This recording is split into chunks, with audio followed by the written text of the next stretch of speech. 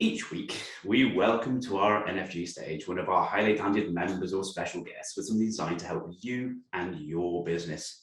And our next guest, big surprise, is perhaps one of the most polite and sincere business owners that I know.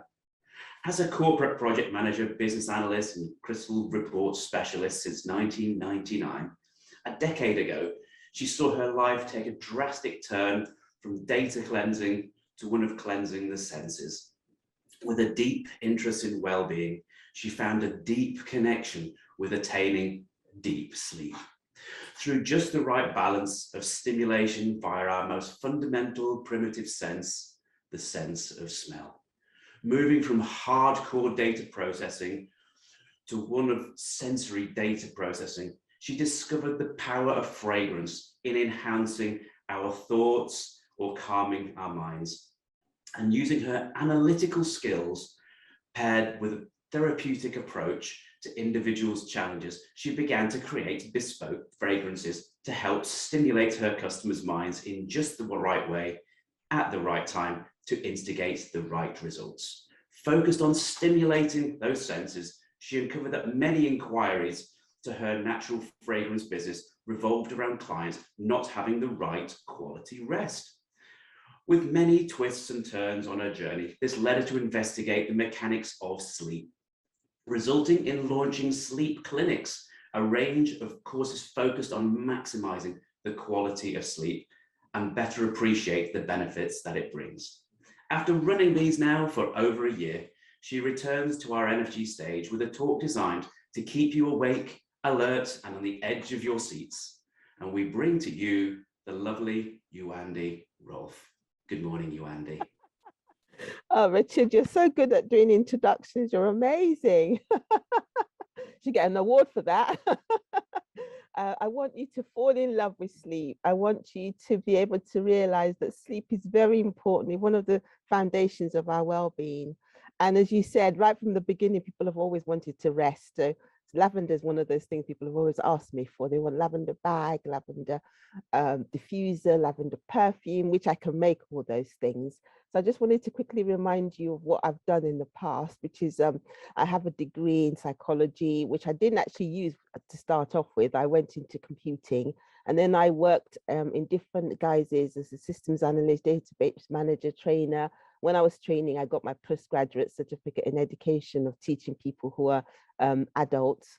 And then I founded my wellbeing company 2013, and I've designed and provided over 94 different types of products. As I've got a wide range of things that I actually make, including bath salts and mouthwash. It's just it's almost anything I won't try making, and they're relaxing and uplifting on the whole. And some of them, as John said, they're for inhaling, and they can help clear people's nostrils, which is amazing. And I've got lots of different testimonials, and I work with different people, including osteopaths, accountants, therapists, Pilates studio, kind of financial people as well. And I've got lots and lots of testimonial. A lady from Bournemouth called Michelle said she found the lavender diffuser very lovely and relaxing. And I am very interested in sleep because, again, as Richard said, it's one of those things that people have been asking me over the years. What can I do to relax? What can I do to rest? And then I'll kind of give them different techniques, and breathing techniques is important as well, and physical relaxation. And then I learned more and more about it. And when I joined Networking for Good, it was Yamila. She said, "Oh, what?" I said, "What can I do a talk on?" Because everyone can do a talk, which is great. And she said, "Oh, why don't you try sleep? Because COVID is quite important in people's lives, and they haven't been able to sleep as much." Oh yeah, I'll do that. And that was October 2020. So I'm returning to say that yes, sleep is one of those things I've been talking about, and people have been interested in. And it's one of those things that sometimes we don't kind of say, "Oh, I need to prioritize that." So sleep is a natural state in which we kind of, rest and relax, but our brain is very active. And that's where it comes in, really, because when our brain is active, it's important in categorizing our memories and kind of repairing different aspects of our bodies. And one of the reasons we realize sleep is so important is that when we don't have sleep, we feel the consequences. So I was going to go through some of the things that we realize how important sleep is, and there's much more. But one of the things, an Institute of Neurological Disorders and Stroke said that it's food and getting enough sleep is as important as to our survival as food and water. So food, water, exercise are one of those things that we need to kind of hopefully prioritize, because if we don't have sleep, we can be more involved in accidents. Our attention, alertness, concentration, problem solving really takes a dive. It can lead to serious health problems. 90% of people with insomnia have different other health conditions. It affects our mental health. People who don't sleep get more involved in depression and anxiety. It affects our skin. It makes us forgetful. In lots of different ways. There's a guy who had restless leg syndrome, and he couldn't sleep, and his wife had to write down lots of things for him during the day because he kept forgetting. And if we don't sleep, we tend to gain weight. It may increase our risk of early death. So lots of people who don't sleep or sleep 5 hours of sleep or less, they double their risk of death from all causes. I don't want to make people feel too nervous, but it's just one of those things that if you don't sleep, your judgment can be impaired. And sometimes we even have judgment about sleep. We think, oh, I can survive on 3 hours sleep a night or whatever, which is not a good idea in the long term. And other things like lack of sleep can kill our sex drive. So we may be have relationship problems. And so it's one of those things that I thought I've got to do something about this. And it's something that's gone through all the whole of my work in my business. So people say, what can I do to help me sleep? And I'll just say, oh, why don't you try this? And they'll come back and say, oh, I tried that and it's really good. So an example is a lady, she owns a pub, and it's very difficult for her before lockdown. And she said to me, oh, I can't sleep. What can I do? So she tried the lavender and she sprayed it. She goes to sleep, wakes up in the middle of the night. She sprays it again and she goes to an even deeper sleep. So I have lots of different people telling me that they love lavender.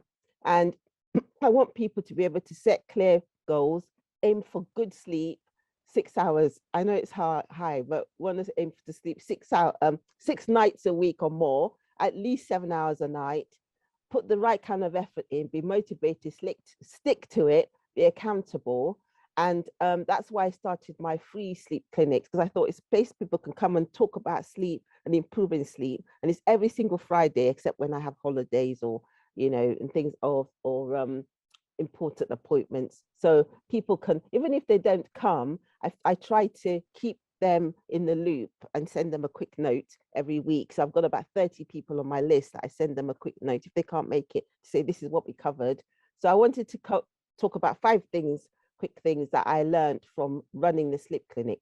First of all, there's diverse causes of insomnia. It could be lots of things. It could be different areas, and people are different. I want to be able to provide bespoke solutions to people so that you have a different way. What's causing your sleep is different, but what can change it is different for each person. So for instance, I talked to this guy that hasn't come to my sleep clinic. I had a one-to-one and he said, oh, Yewande, I can't sleep. I wake up in the middle of the night and what can I do? And I suggested 2 things: drink more water from 1 o'clock, no coffee.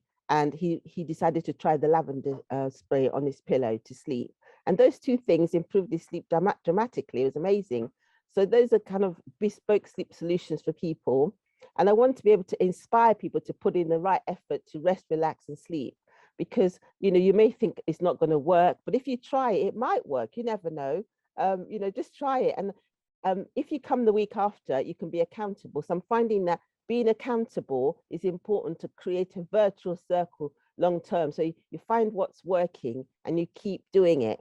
And the 5th thing is basically confirming what Richard said about the biological sense of smell, the most primitive sense, and things like chemotaxis, which means that we want to survive and prosper, and we move away from bad smells and towards good smells. And the sense of smells is the heart of our existence, impacts our emotion and memory, and it's so very, very important for sleep. So that one of the main things I wanted to tell people is that you've heard about working hard, yeah, and you've heard about playing hard, and I want people to sleep hard. I want people to put all the things in place that they can do to help them to sleep and survive and thrive. Thank you. That's it.